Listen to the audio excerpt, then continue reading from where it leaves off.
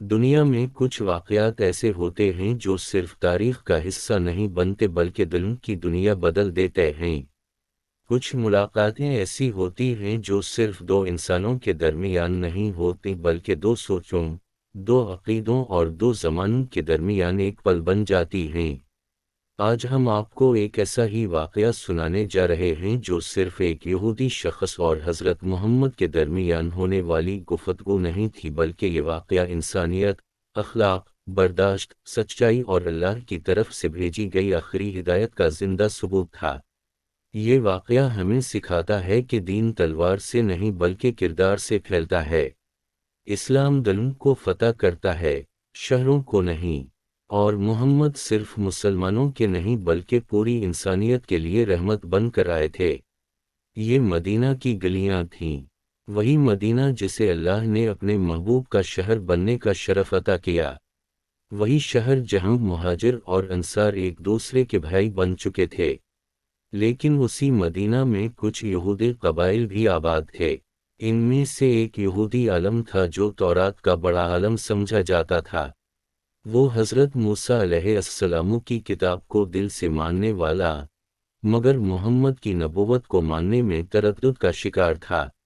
وہ اکثر سوچتا تھا، اگر محمد واقعی اللہ کے نبی ہیں تو ان میں وہ نشانیاں کیوں نہ ہوں جو ہماری کتاب میں لکھی گئی ہیں۔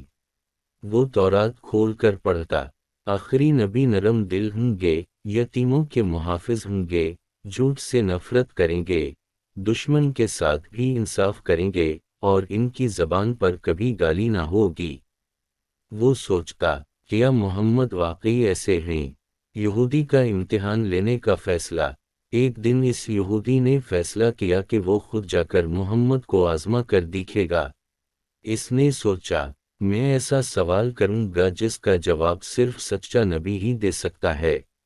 اگر وہ جواب نہ دے سکے تو میں کبھی ایمان نہیں لاؤں گا۔ وہ مدینہ کی گلیوں سے گزرتا ہوا مسجد نبوی کے قریب پہنچا۔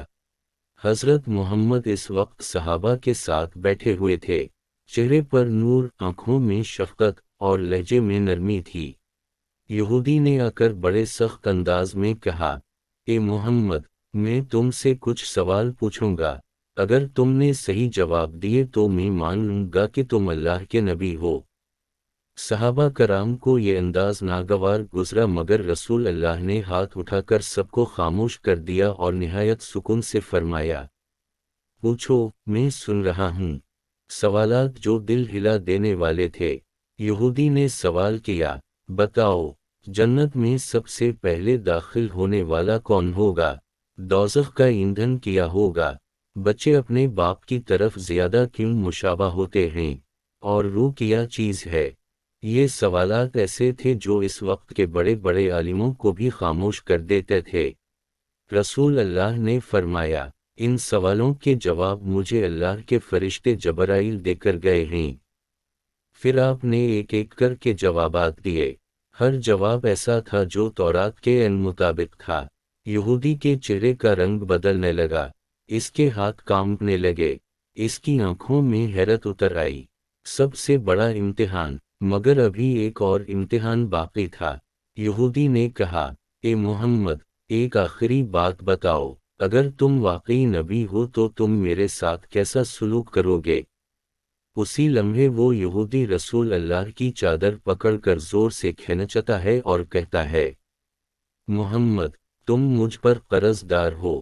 ابھی دو صحابہ کرام کھڑے ہو گئے۔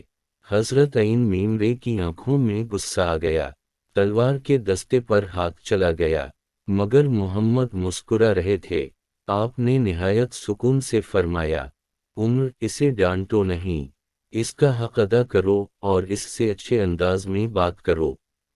پھر آپ نے نہ صرف اس کا قرض ادا کروایا بلکہ کچھ زیادہ بھی دلوایا۔ یہودی کا دل ٹوٹ گیا، وہ یہودی کانپ گیا، اس کی آنکھوں سے آنسو بہنے لگے۔ وہ وہیں زمین پر بیٹھ گیا اور کہا، میں نے تمہیں آزمانے کے لیے یہ سب کیا تھا۔ تورات میں لکھا تھا کہ آخری نبی بدسلوکی کے جواب میں بدسلوکی نہیں کریں گے بلکہ اور زیادہ نرمی دکھائیں گے۔ آج میں نے اپنی آنکھوں سے وہ نشانی دیکھ لی ہے۔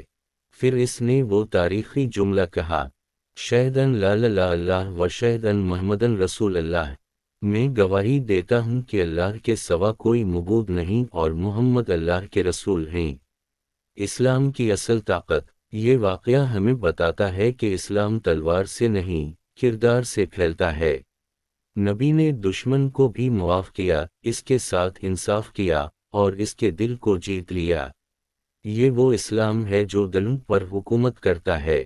یہ وہ محمد ہیں جو صرف مسلمانوں کے نہیں بلکہ پوری انسانیت کے لیے رحمت بن کر آئے۔ آج اگر ہم چاہتے ہیں کہ لوگ اسلام کی طرف آئیں، تو ہمیں بھی محمد کے کردار کو اپنانا ہوگا۔ ہمیں اپنی زبان، اپنے رویے، اپنی امانت اور اپنے اخلاق سے دین کی دعوت دینی ہوگی، کیونکہ دنیا دلیل سے کم اور کردار سے زیادہ متاثر ہوتی ہے۔ اگر آپ کو یہ واقعہ دل کو چھو گیا ہو تو اس ویڈیو کو لائک کریں، چینل اسلامک فیکٹس 313 کو سبسکرائب کریں اور اس پیغام کو دوسروں تک ضرور پہنچائیں تاکہ دنیا محمد کی سچی پہچان جان سکے۔